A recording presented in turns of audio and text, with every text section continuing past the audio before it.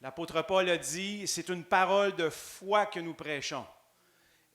Et Ésaïe a dit, ma parole ne retourne pas à Dieu, à moi sans faire son effet. Donc c'est une parole de transformation qu'on prêche. Ce n'est pas une parole pour entretenir les connaissances puis juste avoir du plaisir intellectuel. Mais c'est une parole qui nous confronte. C'est une parole qui nous fait avancer plus loin. C'est une parole de changement que nous prêchons. Seigneur, je prêche ta parole, j'annonce ta parole, je lis ta parole ce matin pour moi et pour cette assemblée et pour tous ceux qui entendront cette parole, une parole d'impact, une parole vivante, une parole épée qui tranche âme et esprit, jointure et moelle, qui nous sépare, qui nous divise, qui enlève ce qui n'est pas de toi et qui installe et établit ce qui est de toi. Seigneur, nous voulons voir les cieux sur la terre ce matin. Envahis cette place. Touche nos cœurs, laboure nos cœurs par ta parole, bouleverse nos cœurs, renouvelle notre intelligence, change notre façon de penser. Nous ne voulons pas notre pensée, mais ta mentalité du ciel, ta pensée du ciel, ta façon de voir. C'est toi, Jésus, que nous voulons dans nos vies. Change-nous, Seigneur, et fais-nous progresser, fais-nous aller plus loin ce matin. Nous voulons recevoir cette parole, non pas dans une terre qui sera automatiquement volée par les oiseaux, non pas dans une terre rocailleuse qui sera étouffée par les épreuves, non pas dans une terre épineuse qui sera étouffée par les tentations et les péchés et les plaisirs de ce monde, mais dans une terre qui est prête, ouverte à recevoir et qui veut recevoir cette parole, qui a faim et soif de quelque chose de nouveau, de quelque chose de vrai, de quelque chose de bon, de la parole de Dieu. Nous voulons cette parole. Nous voulons ouvrir nos cœurs à cette parole qui est ferme et cette parole qui est inébranlable, cette semence qui est éternelle, que nos cœurs soient ouverts à la transformation de ta parole. Et tous ceux qui sont d'accord disent Amen. Vous pouvez vous asseoir. La semaine dernière, dimanche matin, alors que je me levais, j'étais entre le sommeil et l'éveil, cette parole-là est venue dans mon cœur très forte. Cette phrase-là est venue dans mon cœur. Le Seigneur a mis cette phrase-là dans mon cœur. Je veux vivre comme un fils. Dites-le avec moi ce matin. Je veux vivre comme un fils. Et cette parole-là résonnait dans mon cœur. Et je savais à ce moment-là que je devais faire des recherches plus approfondies sur ce sujet et puis que j'allais en parler. Et puis une semaine plus tard, bien là, c'est ce que je fais. Je vous en parle. Et puis, le Seigneur m'interpelle à vivre davantage comme un fils, à vivre comme un fils. Et le Seigneur vous interpelle, vous aussi, à vivre comme un fils. Et quand le Seigneur dit « vivre comme un fils », Dieu n'est pas sexiste. Plus loin dans Galates, Paul nous dit « car vous êtes tous fils de Dieu par la foi en Jésus-Christ ». Et plus loin, il dit « il n'y a plus ni homme ni femme ».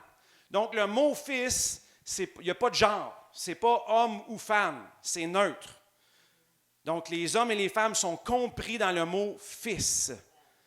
Donc, nous sommes tous fils de Dieu. Donc, dis à ton voisin, même si je suis une femme, je suis un fils de Dieu. Par la foi en Jésus-Christ.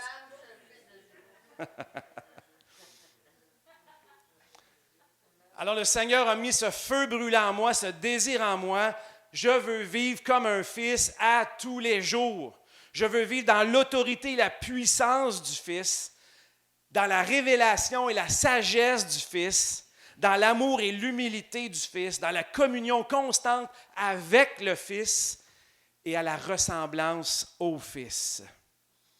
Et la révélation de vivre comme un Fils, c'est quelque chose qui est en constante progression, en constante approfondissement.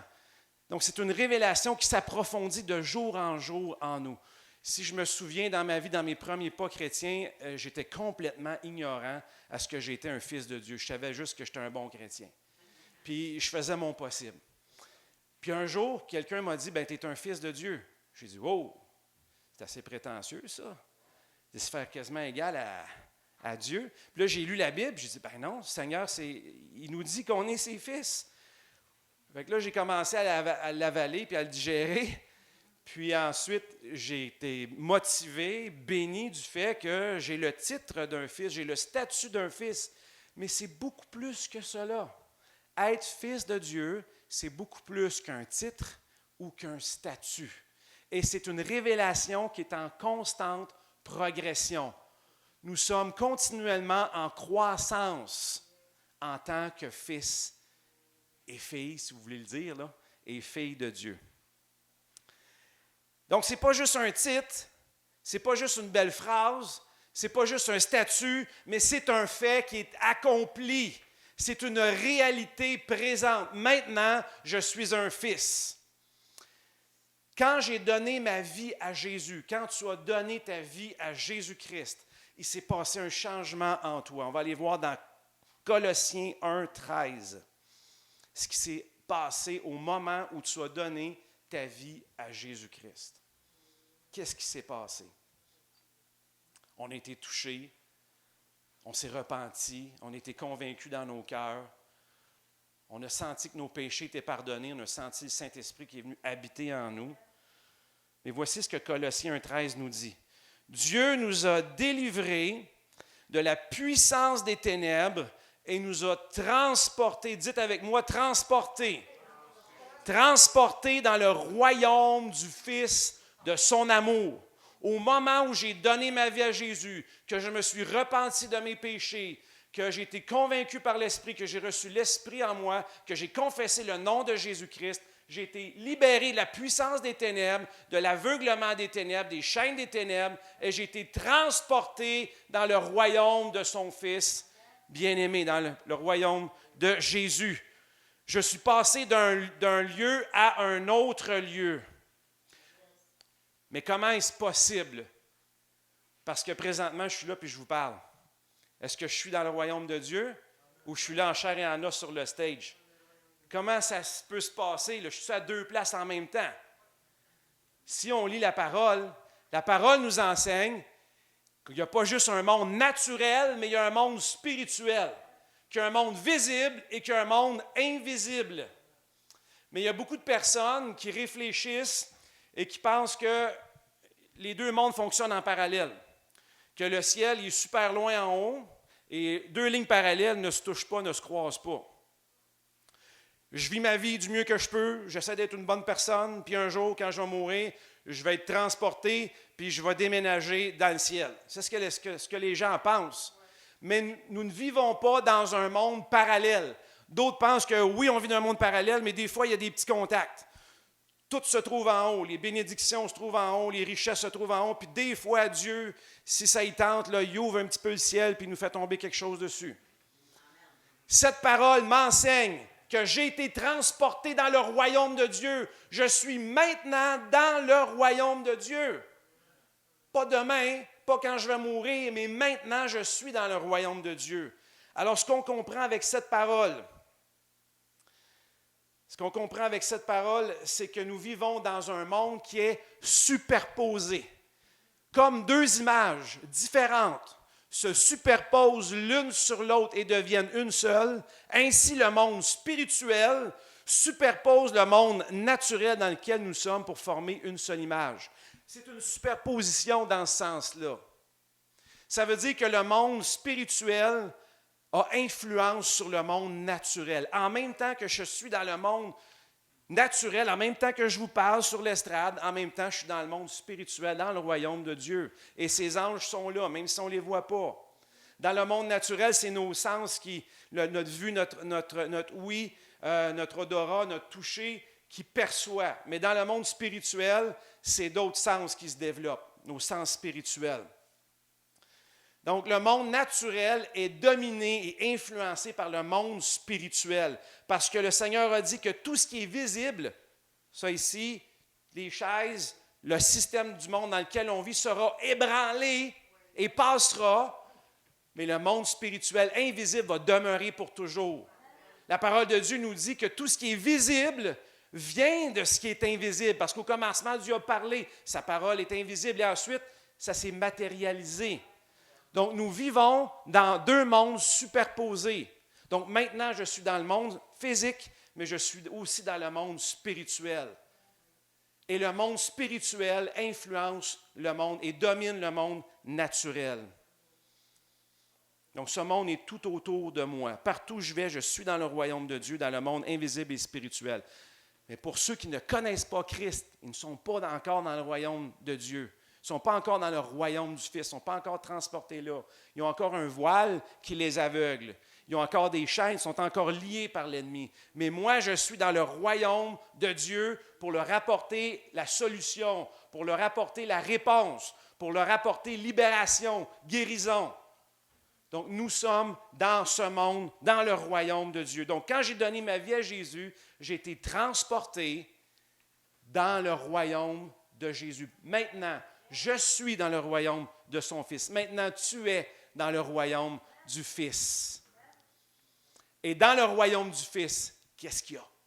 Qu'est-ce qui se trouve? Qu'est-ce que ça peut changer pour moi de savoir que j'ai été transporté de la puissance des ténèbres au royaume du Fils? Qu'est-ce que ça peut changer? Dans le royaume du Fils, qu'est-ce qu'on trouve? Bien, dans le royaume du Fils, il y a le Fils. Ça le dit, le royaume du Fils, il y a le Fils. C'est le royaume du Fils. On va aller voir la suite dans les versets dans Colossiens 1, 15. Le Fils est l'image du Dieu invisible, le premier-né de toute la création. Donc, le Fils est l'image du Dieu invisible. Donc, ce qu'on voit par ce verset, c'est que Dieu, il est invisible. Dieu le Père est invisible, mais Dieu le Fils s'est fait visible. Il est venu en chair. Donc, Dieu le Père est dans le monde invisible spirituel et Dieu le Fils est venu dans un monde visible naturel afin de manifester le Dieu invisible. Donc, Dieu le Père est invisible et Dieu le Fils est fait visible. Celui donc qui voit le Fils, qui est visible, voit le Père. Donc, le Fils est la porte de la dimension naturelle à la dimension spirituelle. Si tu veux entrer dans la dimension spirituelle, c'est juste par Jésus que tu peux le faire.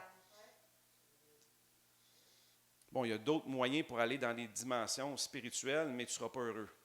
C'est parce que c'est des moyens qui sont occultes, des moyens qui sont diaboliques, des moyens qui sont sataniques, et tu vas être tourmenté, oppressé. Le voleur est là pour détruire la vie de ceux qui essayent par d'autres moyens. Le seul moyen, c'est Jésus-Christ. Donc, le Fils est l'image du Dieu invisible, le premier-né de toute la création. Est-ce que Jésus a été né ou engendré? Non, le Fils a toujours existé dans la dimension spirituelle.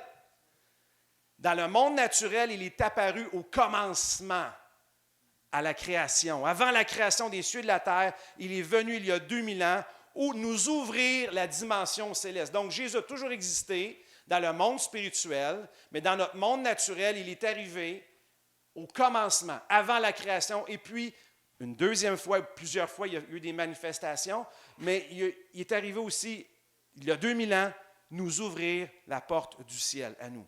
Donc, premier-né ne veut pas dire que Christ a été enfanté par Dieu, mais qu'il est l'aîné de la création, celui qui précède les autres dans l'ordre créationnel. Il est à la fois le modèle et l'héritier. Est-ce que ça va ce matin? Oui. Je vais vous laisser le temps de digérer, là, parce que c'est... On va aller au verset 16. Car en lui, on se rappelle, on a été transportés dans le royaume du Fils, et dans le royaume du Fils, qu'est-ce qu'il y a? Il y a le Fils. Car en lui ont été créées toutes les choses qui sont dans les cieux et sur la terre, les visibles et les invisibles. Encore une fois, on le voit. Les trônes, les dignités, les dominations, les autorités, tout a été créé par lui et pour lui. Encore une fois, cette parole nous le dit, il y a deux mondes. Il y a le monde visible et il y a le monde invisible. Il y a les deux dimensions, le ciel et la terre. Et ce qu'on constate, c'est que dans ces deux dimensions, dans l'invisible et dans le visible, Christ est le roi. Christ règne dans les deux dimensions. En lui ont été créées toutes les choses. les trônes, les dignités, les dominations, les autorités, que ce soit sur la terre ou dans le ciel, Jésus règne, Jésus est le roi. Peut-être qu'aujourd'hui, dans le monde naturel, on ne le voit pas. Mais Jésus a dit qu'un jour, tout genou fléchira devant lui, toute langue confessera, dans les cieux, sur la terre et sous la terre, que Jésus-Christ est Seigneur. Et qu'un jour, il placera tous ses ennemis sous ses pieds. Donc, c'est mieux qu'aujourd'hui que je confesse que Jésus-Christ est Seigneur, parce que je ne veux pas me ramasser en dessous de ses pieds. Amen. Donc, Jésus-Christ est roi dans le monde spirituel et dans le monde naturel. Deuxième chose qu'on peut voir dans ce verset, c'est que le Fils est le plan. Le Fils est le plan. Il est à la fois la source de tout ce qui existe, de tout ce qui a été créé, et à la fois le but de tout ce qui existe. Tout existe par lui et pour lui. Jésus est le centre de tout, le centre de l'univers. Toutes choses sont réunies en lui. Aujourd'hui, fais-tu partie du plan du Fils? Es-tu dans le plan du Fils? Donc, qu'est-ce qu'on trouve dans le royaume? Le Fils. Verset 17. Il est avant toute chose. Il est avant toute chose. Et toute chose subsiste en lui.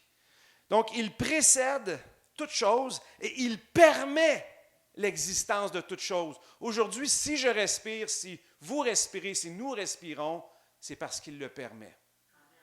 Il nous soutient. Il est le soutien de notre vie. Il précède et permet l'existence de toute chose. Tout n'existe que par lui. Et rien n'existe sans lui. C'est 100% ou c'est 0%. C'est facile comme ça. Dieu t'a créé. Dieu soutient ta vie. Tu existes par lui et pour lui. Donc, je répète, le Fils est le plan. Tu existes par lui et pour lui. Es-tu dans le plan de Dieu? Est-ce que Jésus est en avant de toute chose? Il est avant toute chose. Est-ce que Jésus est en avant dans ta vie? Est-il en avant dans ta vie?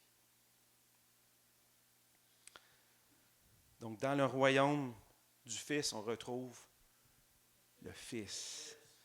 Verset 18. Il est la tête du corps de l'Église. Il est le commencement, le premier-né d'entre les morts, afin d'être en tout le premier. Encore une fois, on retrouve le terme premier-né. Donc, c'est le premier à avoir expérimenté la mort physique et la résurrection éternelle. Il nous a tracé un chemin. Et le mot premier-né en grec, c'est prototokos. Je ne te demande pas de le répéter. Et ce mot-là est de la même racine que le mot prototype. Donc, Jésus-Christ est le premier-né, il est notre prototype. Et un prototype, c'est un modèle. C'est un premier modèle qui est construit pour voir comment est-ce qu'on va construire les autres. Jésus est apparu comme prototype pour nous montrer le chemin. Il est notre modèle. Est-ce que Jésus est ton prototype? Est-ce que Jésus est ton modèle?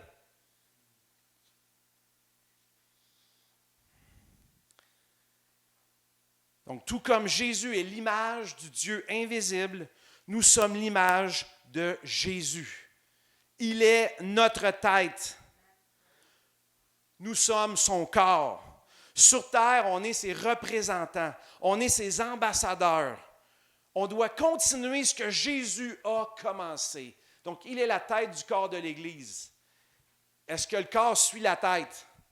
Ou le corps est en train de dormir sur le divan quelque part, puis la tête, elle se promène tout seul, puis elle flotte dans les airs. Donc, il est la tête du corps de l'Église. Le corps doit suivre la tête. Où est-ce que Jésus va? Je veux aller. Ce que Jésus dit, je veux le dire. Ce que Jésus fait, je veux le faire. Il est la tête du corps de l'Église. Donc, qu'est-ce qu'on retrouve dans le royaume de Dieu? Le royaume du Fils, on retrouve le Fils. Est-ce que Jésus est ton modèle? Est-ce que Jésus est ta tête? Est-ce que tu représentes Jésus en tant que corps? Est-ce que tu le suis dans sa volonté? Est-ce que tu le sers? Verset 19, « Car Dieu a voulu que toute plénitude habite en lui. » Toute la plénitude, c'est tout Dieu en concentré dans Jésus. Il n'y a pas 99%, il n'y a pas 10%, il n'y a pas 50%, il y a 100%. Donc Jésus est Dieu avec toute la plénitude de Dieu qu'il a manifestée sur terre pour nous. Donc la totalité de Dieu, Jésus est Dieu, se retrouve en Jésus. Toute la puissance de Dieu, toute sa sagesse, toute sa sainteté, tout son amour, toute sa justice se retrouve en Jésus. Et nous, on a Jésus. Donc, si on fait 1 plus 1, ça fait quoi? Si on a tout Dieu, on a toute la puissance, on a tout l'amour, on a toute la vie, on a toute la sagesse, puis on a Jésus, ça veut dire que on a tout. C'est ça que ça veut dire. On a tout pleinement en Jésus. Rien ne nous manque. Nous sommes pleinement complets et comblés en Jésus. Dis à quelqu'un, je suis pleinement complet et comblé en Jésus. Qu'est-ce qu'on retrouve dans le royaume du Fils? Le Fils. Je pense que vous allez le savoir, celle-là. C'est important de le savoir. Dans le royaume du Fils, il y a le Fils. Verset 20. Il a voulu par lui réconcilier tout avec lui-même. Jésus veut tout réconcilier avec lui-même. Il n'a pas juste choisi un là, puis un là, parce qu'ils sont des bonnes personnes. Il veut réconcilier tout le monde avec lui-même. Tant ce qui est sur la terre que ce qui est dans les cieux. Il veut réunir les deux mondes ensemble, en faisant la paix par lui, par le sang de sa croix. Dieu veut sauver le monde entier par Jésus-Christ. Il ne veut pas que ce soit juste 50% qui soit sauvé, ou même 90%. Il veut que personne ne périsse. C'est son plan ultime. Et il a payé de son précieux sang pour 100%. Est-ce que tu participes à ce plan de sauvetage de l'humanité? Dans le royaume du Fils, il y a le Fils. Et dans ce royaume, il y a son amour qui veut sauver tout le monde. Donc, si tu es dans ce royaume, cet amour résonne en toi. Et un jour, nos yeux verront le monde céleste et le monde terrestre réunis ensemble, en parfaite harmonie, en Jésus-Christ seulement. Ce n'est pas le gouvernement du monde qui va faire ça. On n'aura pas de masque, ni de distanciation sociale, puis ni de couvre-feu. On va être pleinement heureux, bénis, guéris, en pleine santé, régnant pour l'éternité. On va régner pour l'éternité avec Jésus. Donc, quand j'ai donné ma vie à Jésus, j'ai été transporté, libéré de la puissance des ténèbres, transporté dans le royaume de son Fils. Je suis maintenant dans le royaume de son Fils. Et dans le royaume de son Fils, qu'est-ce qu'il y a? Il y a le Fils. Mais ce n'est pas juste ça. On va aller plus loin encore. Donc, dans le royaume de son Fils, il y a le Fils. Mais dans Colossiens 1, 27, ça nous dit, « À qui Dieu a voulu faire connaître quelle est la glorieuse richesse de ce mystère parmi les païens, à savoir, Christ en vous, l'espérance de la gloire. » Alors, dans le royaume du Fils, il y a le Fils, mais il n'est pas juste là à côté de toi, il est là en toi. Donc, Christ vit en moi maintenant. Donc, pas quand je vais arriver au ciel plus tard, je suis déjà au ciel. Véritablement, le jour où tu as cru en Jésus et que tu t'es repenti de tes péchés, que le Saint-Esprit t'a convaincu, que tu as reçu le Saint-Esprit et que tu as marché, tu as décidé de marcher avec Jésus, que tu as confessé le nom de Jésus, Jésus est venu vivre en toi. Christ en toi, l'espérance de la gloire. Mais maintenant, qu'est-ce que ça peut changer? Bien, il y a une partie du changement qui a été fait. Donc, Dieu il a fait sa part. Il t'a transporté dans le royaume de son Fils. Il t'a fait rencontrer le Fils. Et il a placé le Fils en toi. Mais il reste une autre part à faire. On va aller voir dans Colossiens 1, 12. Et l'autre part qui va se faire, Dieu a fait sa part, l'autre part qui va se produire pour que le Fils soit manifesté en moi, c'est qui va faire cette part-là? C'est moi, c'est toi et c'est nous. Donc, dans Colossiens 1:12, ça nous dit « Rendez grâce au Père qui vous a rendu quoi? » Qui vous a rendu? Qui vous a rendu? Capable d'avoir part à l'héritage des saints dans la lumière. Donc, si on dit qu'il t'a rendu capable, ça veut dire qu'il t'a donné la possibilité de le faire. Est-ce qu'il est en train de dire que c'est lui qui va le faire? Lui, il a déjà fait sa partie. Mais là, maintenant, il y a une autre partie qui nous reste à faire, c'est qu'il nous a rendu capables. Si on est capable, c'est parce qu'on est capable. Il faut arrêter de dire qu'on n'est pas capable. Donc, Dieu nous a donné la capacité, la possibilité d'être héritier et de grandir dans l'héritage du royaume du Fils. Un autre verset nous est dit dans Colossiens 1:21, « Et vous qui étiez autrefois étrangers et ennemis par vos pensées et vos mauvaises œuvres, il vous a maintenant réconciliés par sa mort dans le corps de sa chair pour vous faire paraître devant lui saint, irrépréhensible et sans reproche. » Et là, c'est là que ça fait plus mal, le verset 23. « Si, on n'aime pas ce mot-là, hein? Si, dites avec moi, si, dites-le pas trop fort, si du moins vous demeurez fondés et inébranlables dans la foi, sans vous détourner. » Ça veut dire que Dieu a fait sa part, puis maintenant, nous autres aussi, on doit prendre notre responsabilité. Et notre responsabilité, c'est de demeurer ferme, de ne pas se détourner de ce que Dieu a fait en nous. Demeurer fondé dans la foi qui est fondée sur sa parole. Donc, Dieu a fait sa part. Il a placé déjà sa sainteté en nous. Mais nous, ce qu'on doit faire, c'est de s'accrocher à cette sainteté, de confesser la parole, de rester, de demeurer ferme dans la foi. On a une part à faire dans le royaume du Fils. Colossiens 1:28 nous dit aussi, « C'est lui que nous annonçons, exhortant tout homme et instruisant tout homme. » Ça, c'est Paul qui parle. « En toute sagesse, afin de présenter à Dieu tout homme, dites avec moi, devenu parfait. » Devenu parfait en Christ. C'est à quoi je travaille en combattant avec sa force qui agit puissamment en moi. Donc, qu'est-ce que Paul faisait? Il évangélisait, il prêchait, mais aussi il intercédait, il priait, il combattait, il enseignait pour que les chrétiens ne restent pas des chrétiens enfants ou bébés dans le Seigneur, mais que Christ devienne parfait en eux. Est-ce que ça veut dire que Christ était petit en eux, qu'il n'était pas parfait en eux? Non! Christ en nous est parfait, c'est nous qui ne sommes pas parfaits en lui. C'est nous qui devons nous arrimer avec la perfection de Jésus. Donc, Dieu a déposé Jésus à 100% en dedans de nous, totalement complet, comblé en lui. Donc, c'est à nous de grandir et s'aligner avec la perfection de Jésus-Christ qui est en nous. Donc, Christ est parfait en nous. C'est nous qui ne sommes pas parfaits en lui. Et qu'est-ce que Paul faisait? Comment faire pour atteindre cette perfection? Paul priait. Donne-leur la sagesse, la connaissance de Dieu.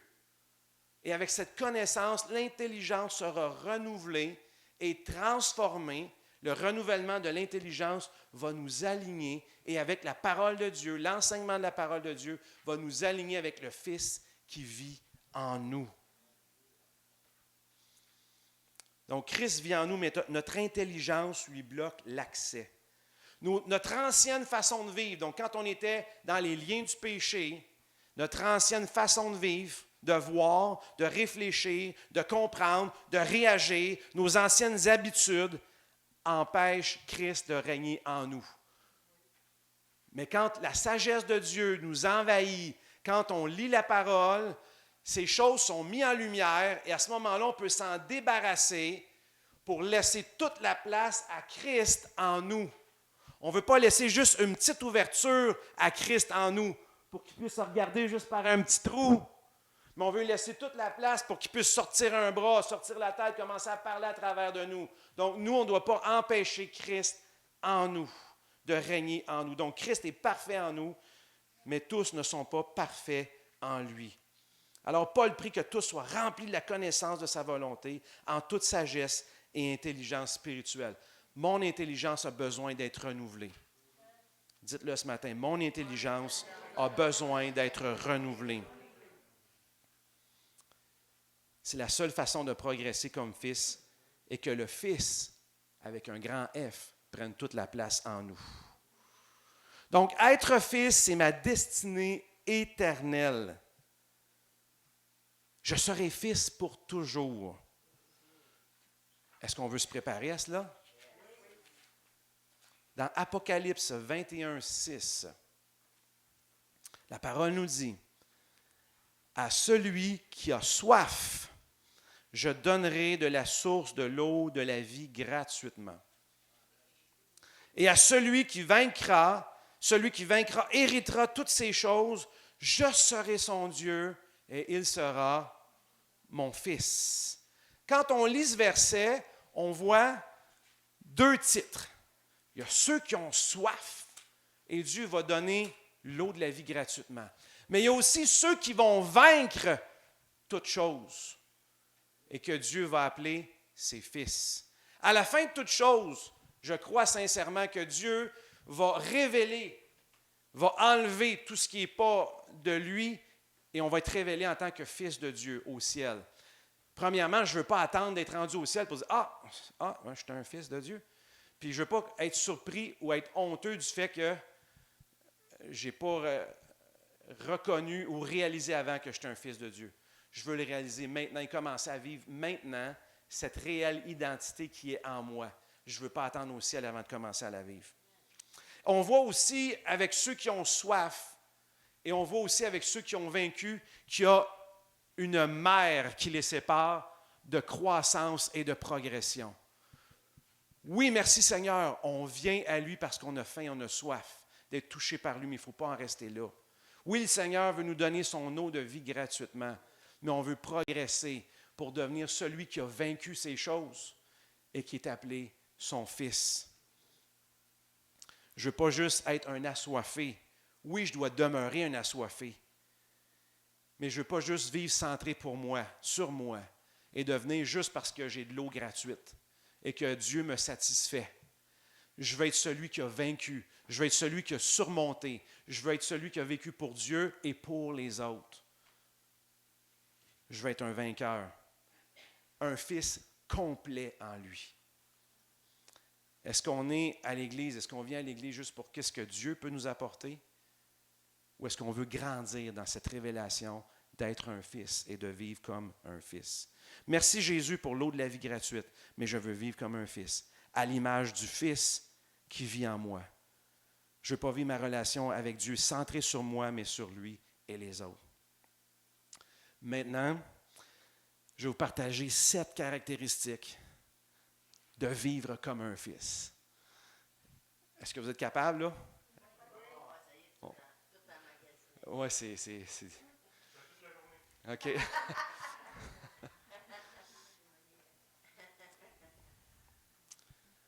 C'est sûr que cette parole-là, c'est bouleversant, ça nous transforme, ça nous change, ça nous ouvre les yeux sur l'aspect spirituel, l'aspect céleste de Dieu. Mais la parole, c'est une parole de transformation. Gobez le plus que vous pouvez ce matin, puis réécoutez la vidéo, elle va être en ligne sur YouTube. Donc, première caractéristique d'un fils. Donc, si tu veux vivre comme un fils, première caractéristique, dans Colossiens 3:1, un fils vit pour voir l'invisible. C'est paradoxal, là, mais un fils vit pour voir l'invisible. Dans Colossiens 3:1, « Si donc vous êtes ressuscités avec Christ, cherchez les choses d'en haut où Christ est assis à la droite de Dieu. Affectionnez-vous aux choses d'en haut et non à celles qui sont sur la terre. » Donc, notre nouvelle identité, c'est qu'on est ressuscité avec Christ. On est attaché maintenant aux choses d'en haut. Donc, quand Dieu dit les choses d'en haut, c'est ce que je vous ai dit tantôt. Ce n'est pas des choses qui sont à 1 million de kilomètres au-dessus de notre tête, puis qu'on ne sait pas quand est-ce que ça va nous tomber dessus. Les choses d'en haut, ça veut dire les choses d'origine céleste. Les choses de nature céleste qui nous environnent. Donc, Christ en moi. Christ en moi. Et ma nouvelle identité en Jésus me pousse à chercher son origine et sa destinée. Je suis né de Jésus. Je viens maintenant de Jésus. Je ne viens plus de la terre. Je viens de Jésus. Je suis né de nouveau. C'est pour ça que je vais chercher Jésus. Et je m'en vais au ciel. Le ciel est ma demeure. Alors c'est ça que je vais chercher aussi. À cause que je viens du ciel et que je retourne au ciel, c'est ces choses-là que je vais chercher maintenant. Je ne suis plus de la terre. Je suis sur la terre pour un moment. Nous sommes des voyageurs sur terre, la parole nous dit. Oh. On a des télégraphes du ciel.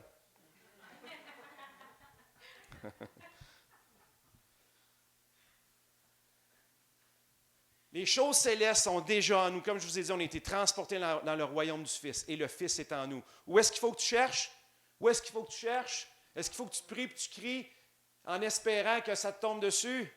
Non, il faut que tu cherches ici. Christ est déjà en toi. Christ est en toi. Remercie-le. Tu as juste à découvrir Jésus en toi et à le laisser prendre toute la place en toi.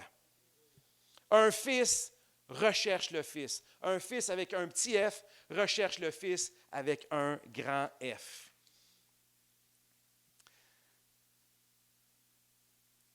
Dans les choses célestes, dans ce verset, ça nous dit de rechercher. Si donc vous êtes ressuscité avec Christ, cherchez les choses d'en haut où Christ est où? Assis à la droite du trône de Dieu. Donc Jésus, lui, siège dans les cieux à la droite du trône de Dieu. Jésus règne comme un roi. Il n'y a rien qui l'ébranle. Il n'y a rien qui lui fait peur. Jésus est en contrôle de tout. Bien, Jésus nous invite dans les lieux célestes à venir régner avec lui, à venir nous asseoir avec lui. Donc, un fils qui découvre le Fils en lui règne avec lui. Il n'est plus ébranlé par les circonstances, parce que ses yeux voient, ou parce qu'il ressent, ou parce qu'il entend, mais il siège avec Jésus, où le Fils de Dieu est assis. Il règne sur un trône. Un fils, nous sommes ses fils, nous sommes appelés à régner avec lui, au-dessus de toutes circonstances et de surmonter toute épreuve, jusqu'à ce qu'il n'y ait plus rien qui nous ébranle, comme Christ, à régner avec lui. Le mot « chercher » en grec, « zétéo », veut dire « chercher dans le but de trouver ». Hein, des fois, on cherche quelque chose, mais ce n'est pas grave si on ne le trouve pas. Mais des fois, on cherche de quoi, puis il faut absolument le trouver, que ce soit des clés d'auto, un portefeuille ou un cellulaire. Il faut absolument le trouver. Bien, il faut chercher Dieu comme ça. Il faut absolument le trouver. Postillon béni. Donc, on doit demander, implorer, désirer, exiger, soupirer, aspirer et lutter. Ça, c'est chercher. Chercher de tout notre cœur. Et affectionner, qui est phronéo, ça veut dire que tu remplis tes pensées. Tu remplis tes pensées des choses du ciel. Tu satures tes pensées. Il ne reste plus une once de place pour d'autres choses. Tu charges et tu surcharges tes pensées. Tu inondes tes pensées. Tu imprègnes tes pensées du ciel. Ça, c'est affectionner. C'est aussi se festoyer et se régaler. Ce matin, on ouvre la parole et on festoie, on se régale de la parole de Dieu qui nous fait du bien. Donc ça, c'est s'affectionner. Vous qui êtes ici, vous vous affectionnez des choses d'en haut parce que vous êtes ici, parce que vous désirez les choses de Dieu, les choses du ciel. On veut sa parole, on veut sa présence. Un fils est passionné pour le ciel. Un fils ne se laisse pas distraire par les choses de la terre.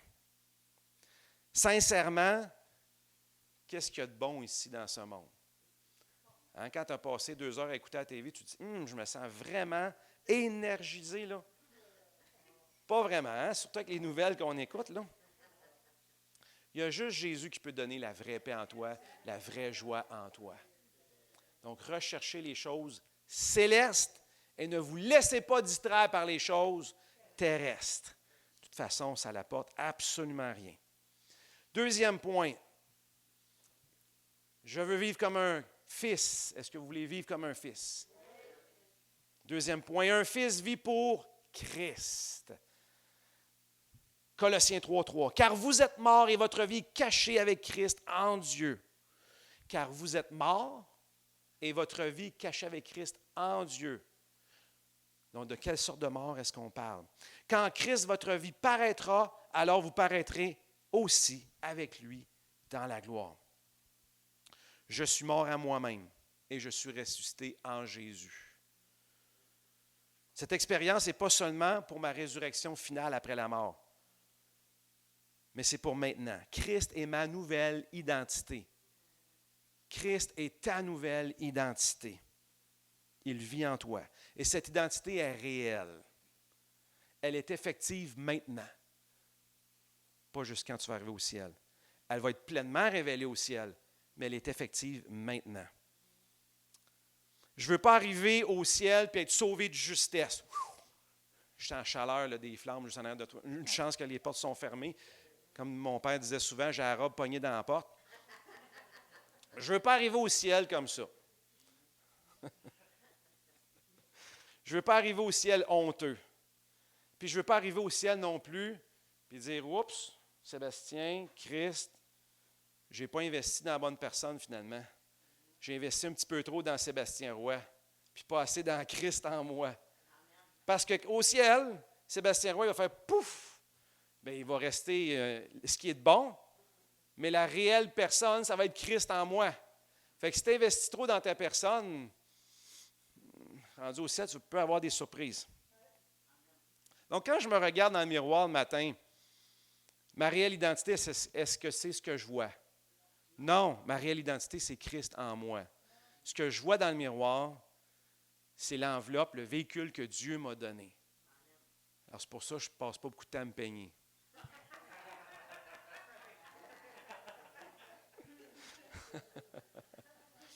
Je veux découvrir mon identité de fils de Dieu. Ma nouvelle identité n'est plus Sébastien Roy, mais Jésus-Christ en Sébastien Roy. Je veux grandir en lui, je veux découvrir le Fils en moi, je veux vivre comme un fils. Dites-le avec moi ce matin, je veux vivre comme un fils. Je veux porter du fruit pour lui et pour les autres.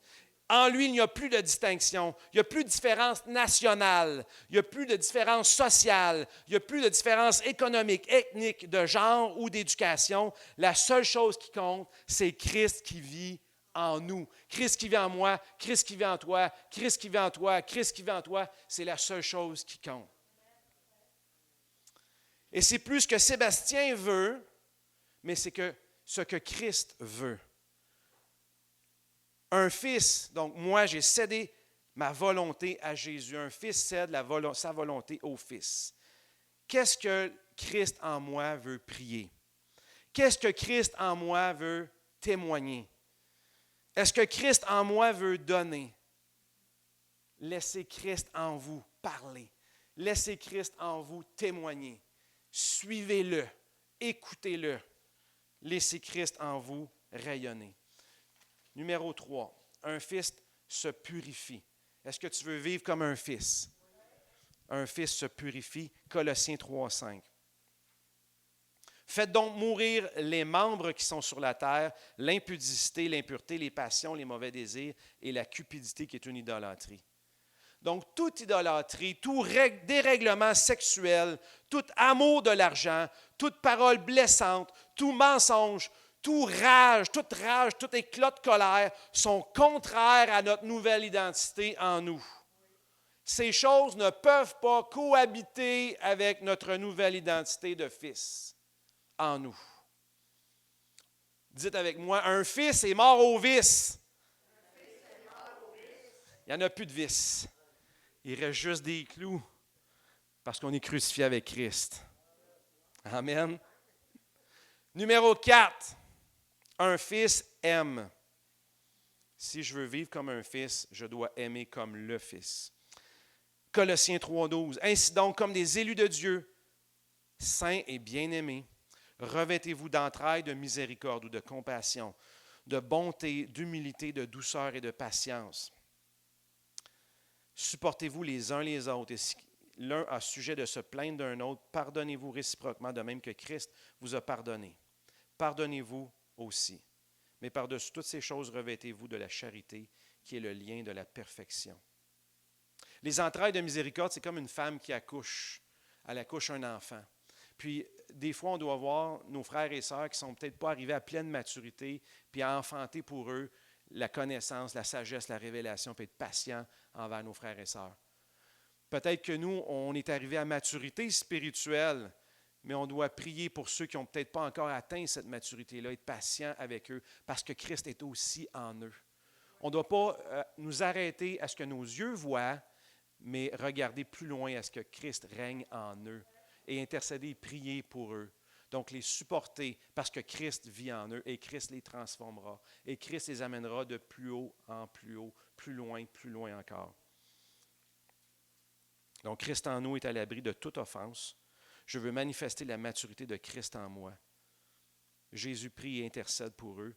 Il croit et sait que Christ en eux les transformera. Un fils aime parce qu'il a été aimé par le Fils. Donc, tu es aimé par Jésus, tu es aimé par Dieu, tu as déjà l'amour. Donc, tu es à l'abri de toute offense. Un fils aime avec l'amour du Fils en lui. Et un fils aime parce qu'il voit le Fils dans les autres. Il ne regarde pas aux fautes et aux défauts des autres, mais il regarde au Fils en eux. Numéro 5, un fils lit et prie. Colossiens 3,16. Que la parole de Christ habite parmi vous abondamment. Instruisez-vous et exhortez-vous les uns les autres en toute sagesse, par des psaumes, par des hymnes, par des cantiques spirituels, chantant à Dieu dans vos cœurs sous l'inspiration de la grâce. Et quoi que vous fassiez en parole ou en œuvre, faites tout au nom du Seigneur Jésus, en rendant par lui des actions de grâce à Dieu le Père. Et dans Colossiens 4,2, ça dit « Persévérez dans la prière, veillez-y avec action de grâce. » Donc, un fils s'entretient de quoi? De la parole de Dieu, et non pas des choses de ce monde. Non pas des divertissements de ce monde qui mènent à la mort, qui mènent à des pertes de temps. Le Seigneur nous a dit de racheter le temps. Donc, le Fils s'entretient des choses d'en haut, des choses du Fils. Qu'est-ce qu'il fait? Il lit sa Bible, il s'entretient, il écoute des prédications de Dieu. Il écoute la parole de Dieu, il s'entretient avec les louanges de Dieu, la présence de Dieu. Un fils va prier en esprit, en communion avec le Père, dans le Saint-Esprit, va aiguiser son oreille à la voix de Dieu, va obéir à la voix de Dieu.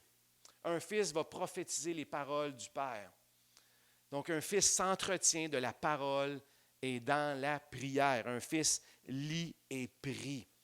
Numéro 6. Un fils démontre Jésus dans tous les domaines de sa vie. Donc, dans Colossiens 3, 18 et dans Colossiens 3, 23. Pour Colossiens 3, 18, j'utilise la version de la Passion. Parce qu'on est habitué de voir ce verset-là, puis il ne nous dit plus grand-chose, là. La façon qui est écrit, je veux dire. Fait qu'on je vais vous le lire dans une autre version. Que la femme appuie son mari et lui soit dévouée. Et que le mari soit attentionné envers sa femme et la chérisse. Que les enfants obéissent en toutes choses à leurs parents et que les pères n'irritent pas leurs enfants. Donc, un fils, c'est ça qu'il va faire. Il va aimer avec Christ. Et ça va partir, c'est comme quand vous allez sur le bord d'un lac, vous lancez une roche dans l'eau, qu'est-ce que ça fait? Ça va faire des cercles. Donc, un fils, première place qui rayonne, c'est dans sa chambre. Il lit et prie la Bible. Il lit et prie, il s'imbibe du ciel et de la présence de Dieu. Il est transformé dans son intelligence. Un fils s'entretient avec la parole de Dieu. Ensuite, il est transformé, il est renouvelé dans son intelligence. Là, il peut commencer à sortir puis aller dans le deuxième cercle. Puis le deuxième cercle, son cercle le plus proche, c'est sa femme, son mari. Ensuite, c'est ses enfants. Ensuite, c'est le travail. Donc, le fils est dans sa chambre, connecté avec le ciel, connecté avec Dieu. Il est transformé, il est rempli. Puis ensuite, quand il sort de sa chambre, il est prêt à entrer dans le deuxième cercle. Il est prêt à aimer. Il est prêt à bénir, il est prêt à toucher, il est prêt à réagir de la bonne façon. Il est prêt à ne pas être offensé, à supporter, à être patient, à être doux.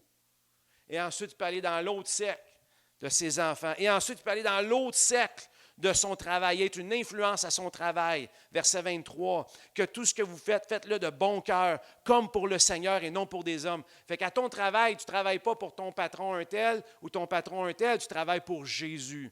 Donc, si Jésus était là et travaillait à ta place, il serait excellent. Bien, Jésus en moi est excellent au travail, alors je vais être excellent à mon travail. Donc, un fils est dans sa chambre, dans le premier cercle, connecté avec Dieu, l'impact de la prière, de la parole, la présence de Dieu ensuite. Deuxième cercle, sa femme, son mari. Ensuite, troisième cercle, ses enfants. Quatrième cercle, son travail. Et un fils rayonne dans l'impact. L'impact de la roche qui est lancée dans l'eau, ça fait des cercles. Mais nous, on est la roche lancée dans ce monde. Et on doit faire des cercles d'impact partout où est-ce qu'on va. Et le numéro 7, bien, c'est le cercle qui est le plus grand encore. Le cercle plus grand, c'est un fils s'applique à son ministère. Alors, notez la priorité des cercles. La première place, c'est dans ta chambre, toi tout seul. Après, c'est ton mari, ta femme. C'est ça la priorité, là. Parce qu'il y en a qui sautent, tu vas tout de suite sauter au dernier cercle, au 5e cercle. Puis là, ils négligent la femme, le mari, les enfants, le travail. Mais le Seigneur a placé les choses en ordre de priorité. Et on doit suivre la priorité du Seigneur. Sinon, il va y avoir de la confusion et des contradictions. Donc, Colossiens 4:3. Priez en même temps pour nous, afin que Dieu nous ouvre une porte pour la parole. De ça, c'est Paul qui parlait. Priez pour nous, intercédez pour nous, afin que Dieu nous ouvre une porte pour qu'on puisse prêcher, évangéliser. Donc, ce qu'on voit dans le ministère, c'est qu'il y a du monde qui doivent prier, du monde qui intercède, puis qu'il y a du monde qui doivent prêcher la parole. Il n'y en a pas un qui est plus important que l'autre. Les deux sont autant importants, les deux font équipe ensemble. Au ciel, les deux vont avoir la même récompense parce que les deux ont travaillé en équipe ensemble. Celui qui prêche a besoin de celui qui prie pour faire le terrain, pour faire la place, pour que les cœurs soient transformés. Et puis celui qui prie a besoin de celui qui prêche. Les deux font équipe ensemble, les deux fusionnent ensemble, les deux ont besoin de l'un de l'autre. Et au ciel, il n'y en a pas un qui va être plus haut que l'autre. Les deux vont avoir la même récompense, même autant que celui qui donne, celui qui soutient financièrement. On a tous besoin des uns des autres. L'important, c'est qu'on travaille en équipe, ensemble. Donc, après avoir prié dans ta chambre, après avoir aimé ta femme, aimé ton mari, aimé tes enfants, être excellent à ton travail, après avoir fait toutes ces choses, le Fils continue à travailler pour Jésus. Donc, ça ne s'arrête pas juste à ta famille, ça continue aussi dans le ministère. Il saisit toute occasion pour servir Dieu et les autres. Donc, un fils sert et s'applique à son ministère. Que ce soit l'intercession ou la prédication, les deux font équipe ensemble. Le mot ministère, diaconia, ça veut dire service. Ministère de ceux qui répondent aux besoins des autres. Et je termine là-dessus.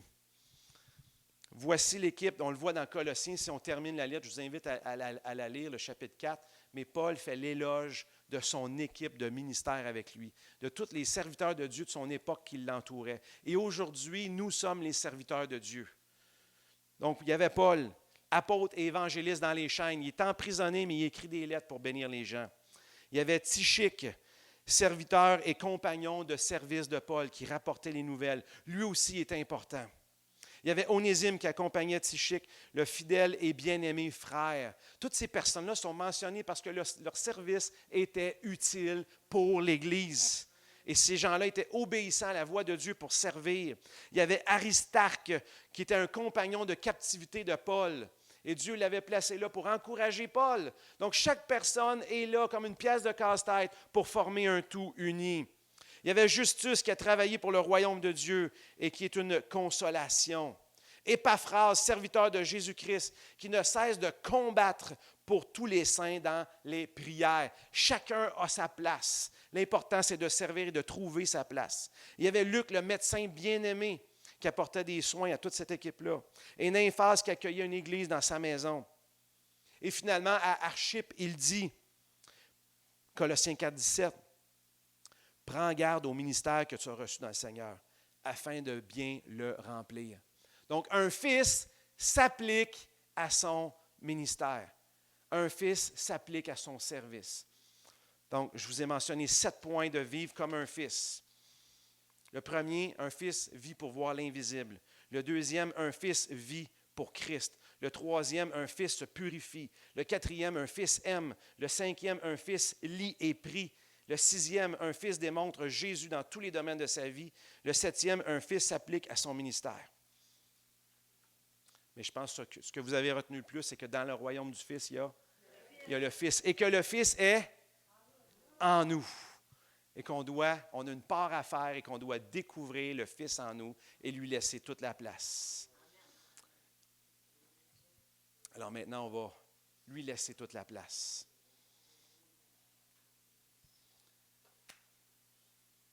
Seigneur, d'abord, nous voulons te remercier pour cette parole, cette riche parole qui est à la fois une carte qui nous indique le chemin, une carte routière. Tu es le chemin, Jésus. Merci pour cette parole qui est un trésor d'une valeur éternelle, inestimable. Merci parce que tu renouvelles notre intelligence, nos pensées. Le plus facile a été fait, Seigneur, ce qui était de lire ta parole et de la partager. Maintenant, le plus dur reste à faire, c'est de la mettre en pratique, de vivre comme un fils. Et Seigneur, je te prie afin que je fais cette prière de Paul, que tu nous donnes ta sagesse qui remplace notre sagesse. Ton intelligence qui remplace notre intelligence, car tes voies sont au-dessus de nos voies, ta sagesse au-dessus de notre sagesse. Accorde-nous ta connaissance, ton esprit de révélation. Seigneur, je souffle ton esprit de révélation.